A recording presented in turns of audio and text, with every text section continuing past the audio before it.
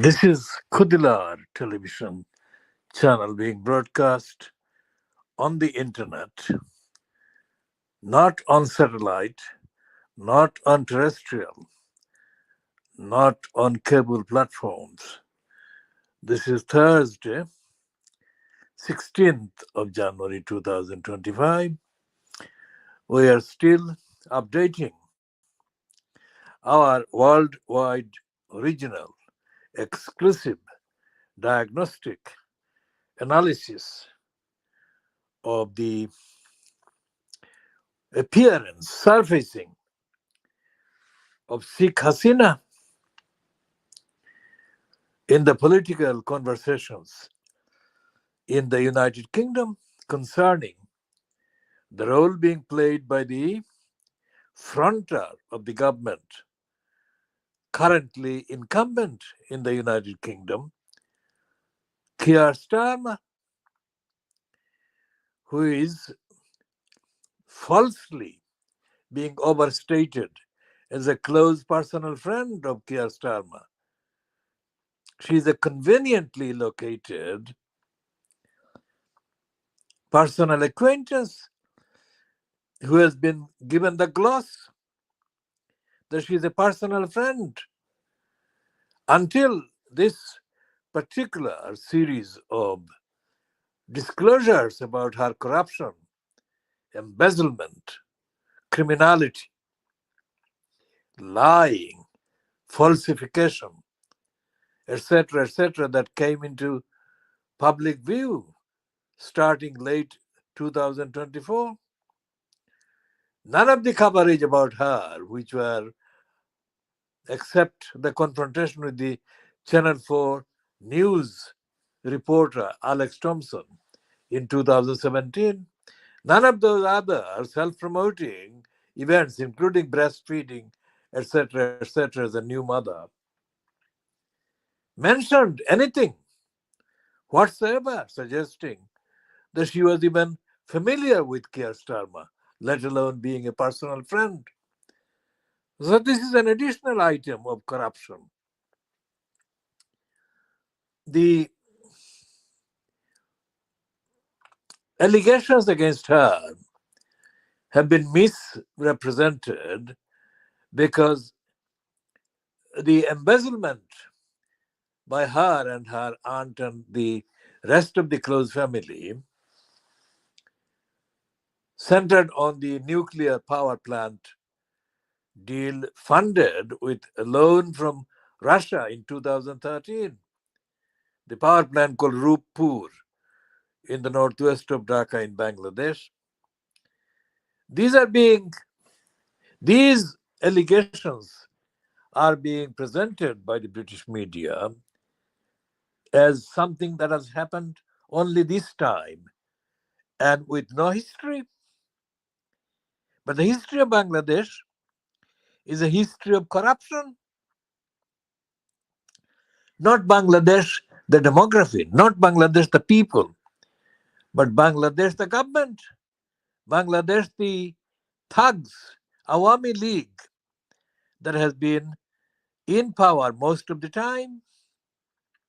First of all, the Awami League was in power from 1972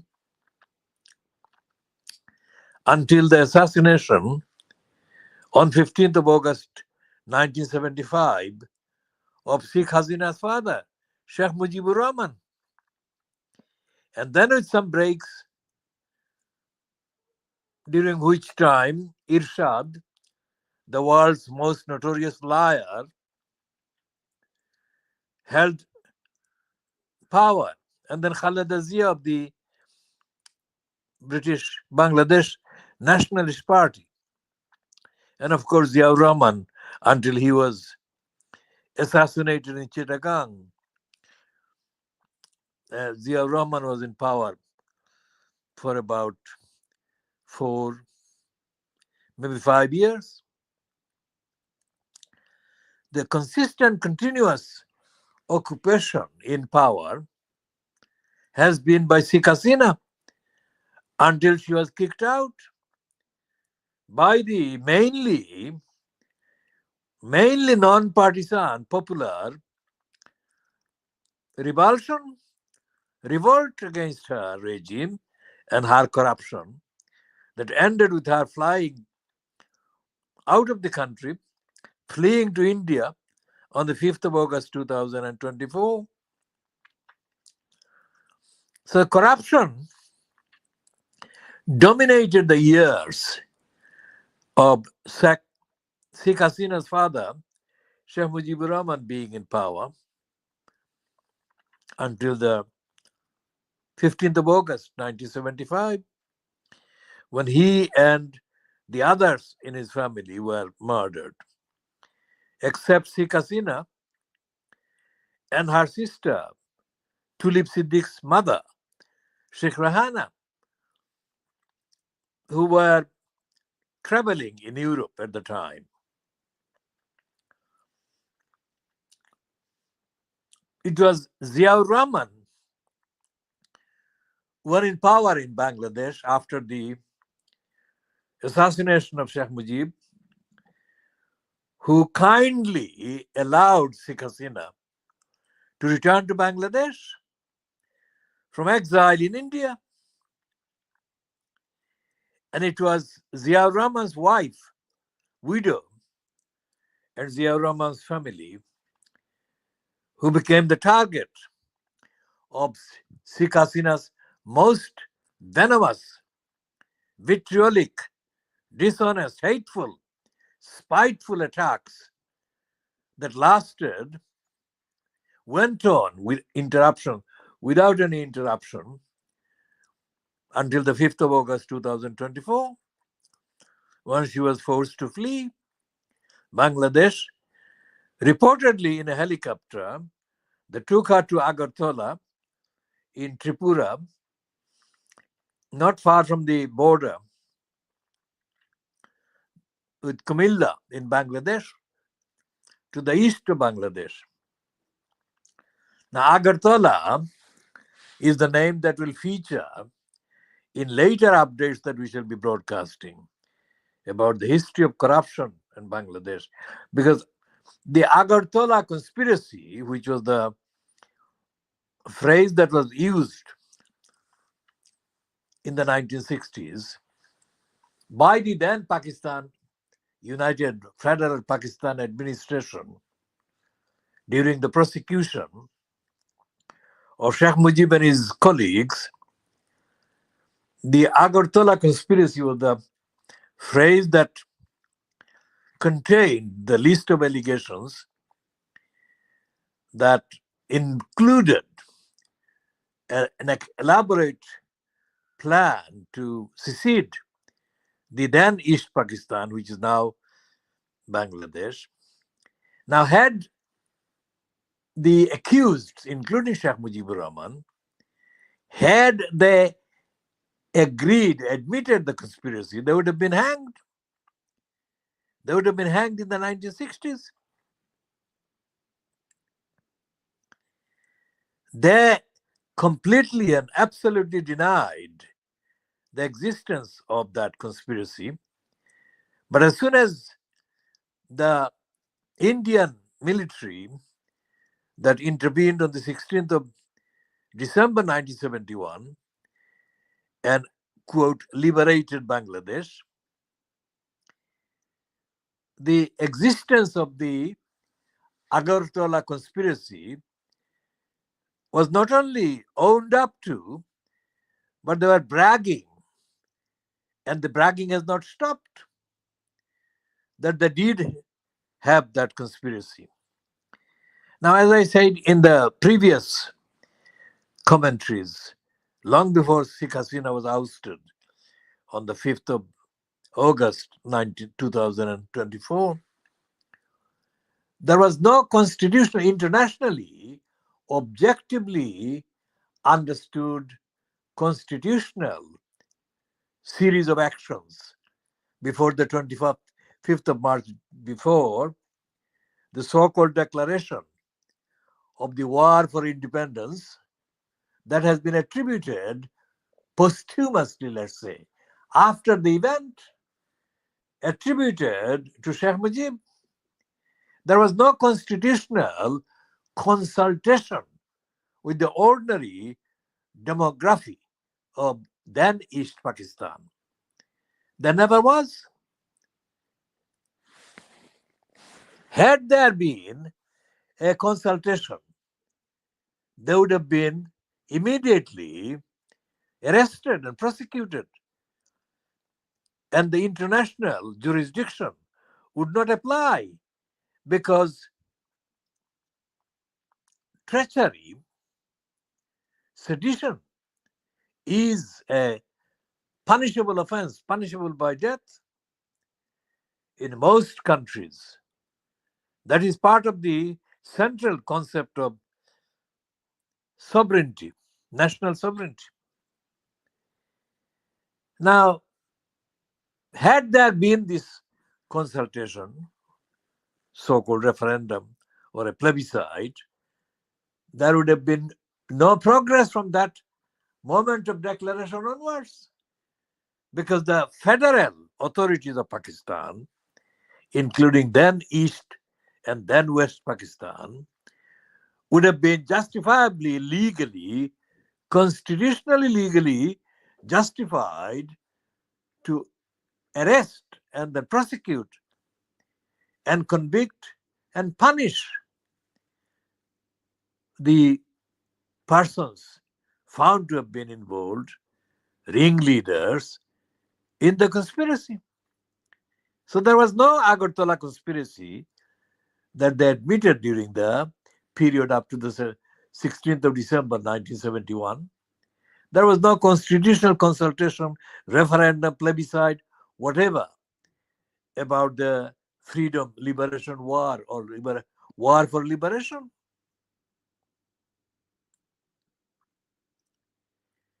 When they took over the reins of the state, fronted by Sheikh Mujib, effectively from 1972,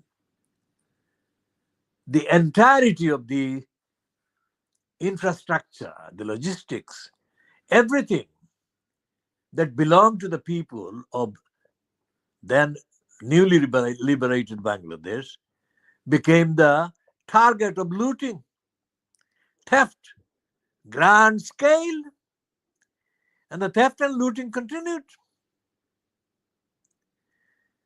All the international criteria on state corruption or corruption in a particular country that have been published in the last 50 years, let's say, all the criteria have been applied to Bangladesh, and Bangladesh has been found to be, if not the most corrupt state, consistently festering in corruption for ages, for years and years and years. It has been at the top of the list of corrupt states. I make the distinction between state and the people, ordinary people. The promise that the Awami League made during the 1960s, and the promise that was based on, pegged to the 6-point program published in 1966 by the Awami League, the main promise was based on the economy. Economic disparity between then East Pakistan and then West Pakistan, the then East Pakistan being the victim, described as the victim of the disparity and the discrimination by the West Pakistan controlled by the Punjabis, as the slogan was, against the East Pakistanis. So the economic disparity included, the slogan included the publication of statistics about then Field Marshal Ayub Khan building personal family fortunes, family industry like Gandhara Industries. His son Gohar Ayub Khan was the main feature in the stories of corruption by the Punjabi-dominated army of then Pakistan. So as soon as Bangladesh became recognized as a state and the frontage was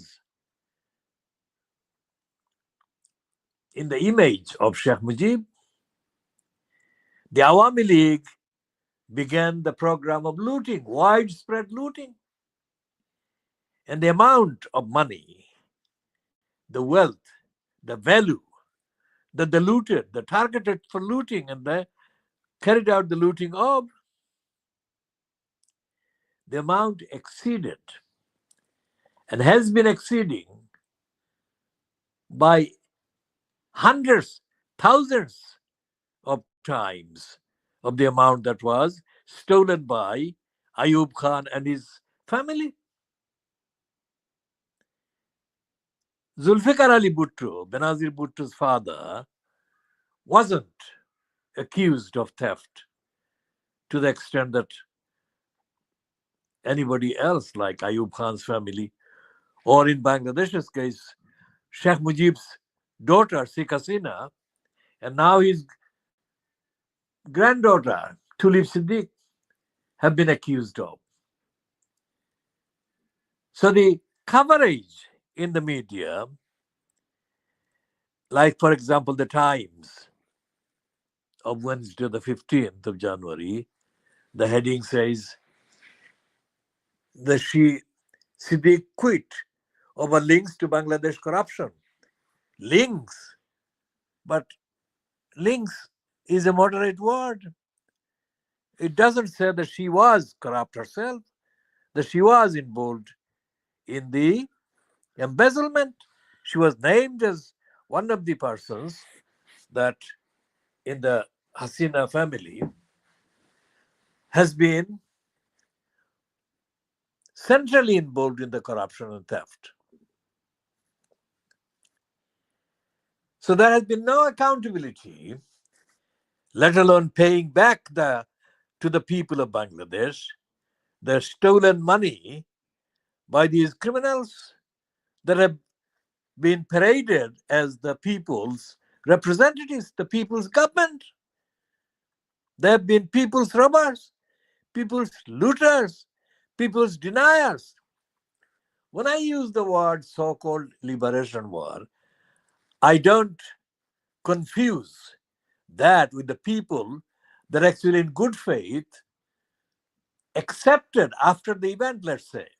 Because during the period up to the 16th of December 1971, there was no public admission whatsoever. There was absolutely no public admission anywhere known to the ordinary demography in then East Pakistan that there was anything going on in terms of the extent represented by the expression liberation war. There was no war going on. What there was the occasional news reports about the arrests of individuals that were suspected of being engaged in anti-national, that is to say, anti-then Pakistan activities. But there was absolutely no report, account, admission of anything called liberation war going on within the borders, within the boundaries of then East Pakistan, which is now Bangladesh. As I say, had there been any such admission, the authorities in the federal Pakistan at that time, that included overwhelming majority of people drawn from various parts of then West Pakistan and people from then East Pakistan, they would have been justified according to international law to take any action, including the most severe action of death penalty, imposing on the perpetrators, as they would be entitled to call them, of the conspiracy. Post facto, after the events, and mainly after the 16th of December 1971, various accounts began to be heard, found, seen, referred to about how things had gone on in the months up to the 16th of December 1971.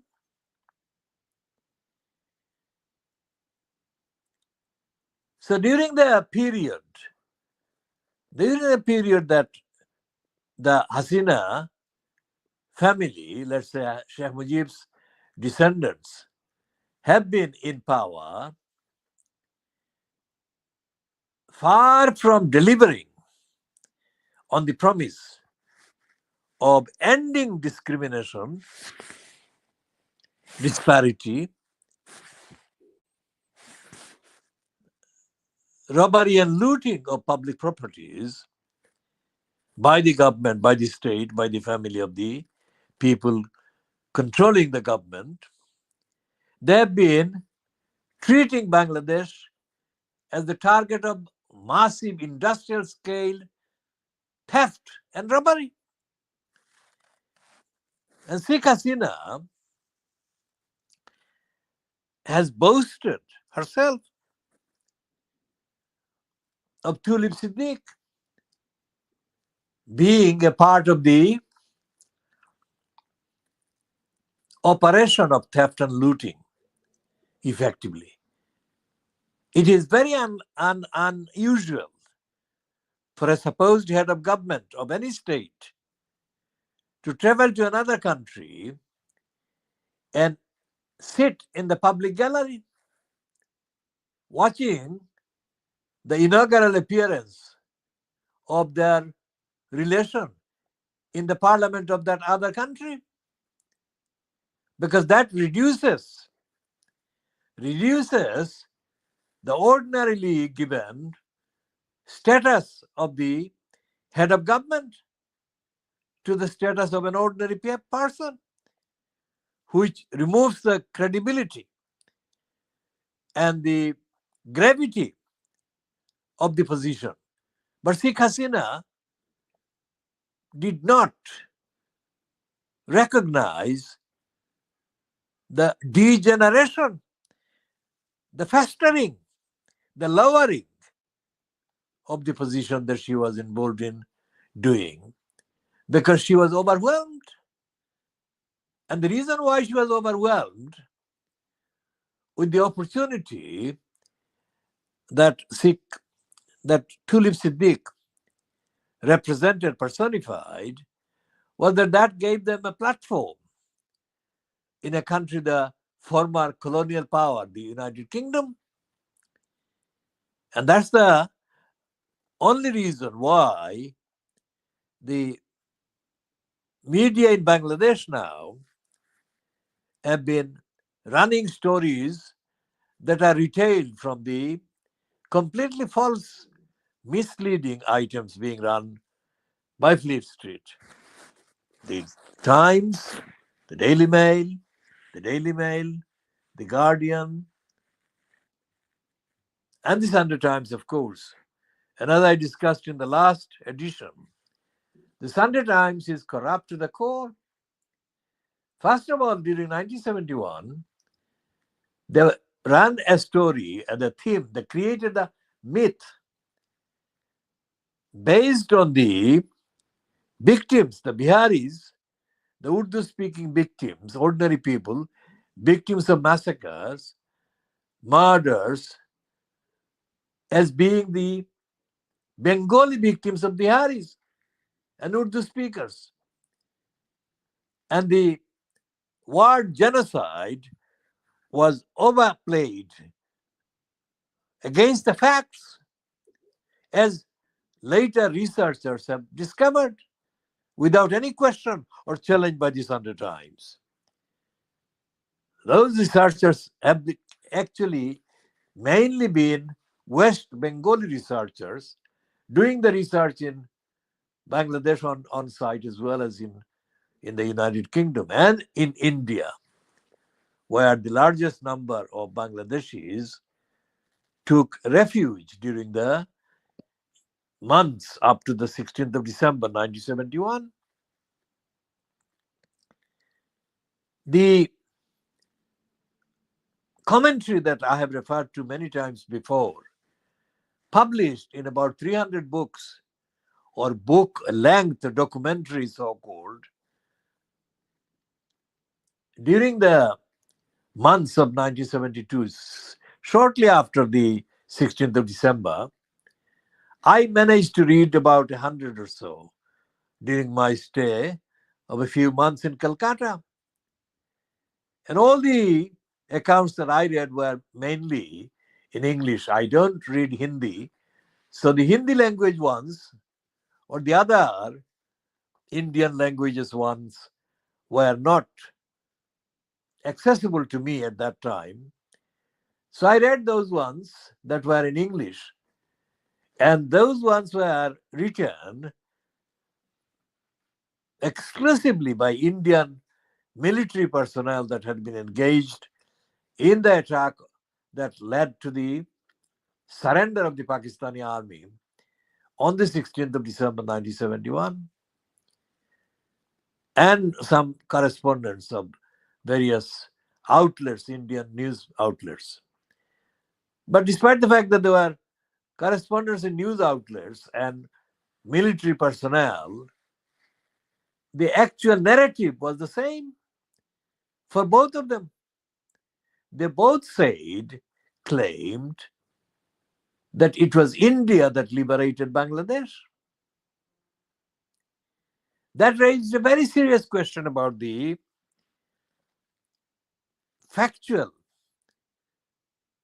verifiability, objectively verifiable authenticity of the claim that the Bangladesh Liberation Army existed and existed up to the point of the surrender by the Pakistan Army, because the Pakistan Army didn't surrender to anything called the Bangladesh Liberation Army. The Pakistan Army was made to surrender to the Indian Army. Not only that, the so-called leader,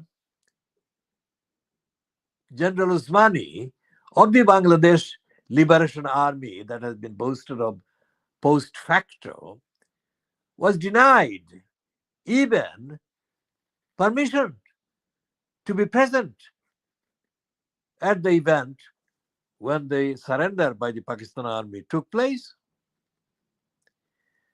The popular leader of the movement, generally movement for separation or autonomous East Pakistan, for the 20 years up to the 16th of December 1971, Maulana Abdul Hamid Khan Bashani, was prevented to be free.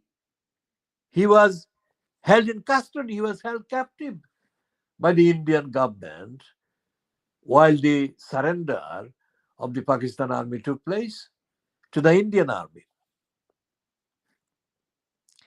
So this is a whole narrative completely full of corruption. So when the British media say that Tulip Siddique's grandfather, by that they mean Sheikh Mujib, the maternal grandfather, was the founding president of Bangladesh, they perpetrate a threefold lie. First of all, it was not Sheikh Mujib who created the foundation or founded the movement for an autonomous East Pakistan. It was Maulana Bashani. And secondly, Sheikh Mujib was absent from action during the whole period. He was in Pakistani government detention during the period. And when he returned to Bangladesh, he didn't come straight to Bangladesh from Pakistan. He came from India. So he was effectively a prisoner of India himself, because India forced Sheikh Mujib to go to India from London, and then from India to go to Bangladesh. It has remained a mystery to this day as to what was the purpose of that detour. What took place, what transpired between the Indian authority and Indian government, fronted then by the daughter of Jawaharlal Nehru, Indira Nehru, and Sheikh Mujib.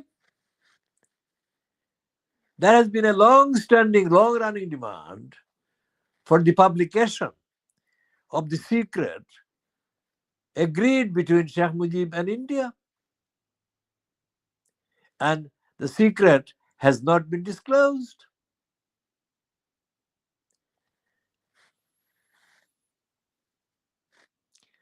So these are some of the highlights of volumes and volumes and volumes and volumes length of documentaries and evidence and facts that I have been studying for the last 53 years.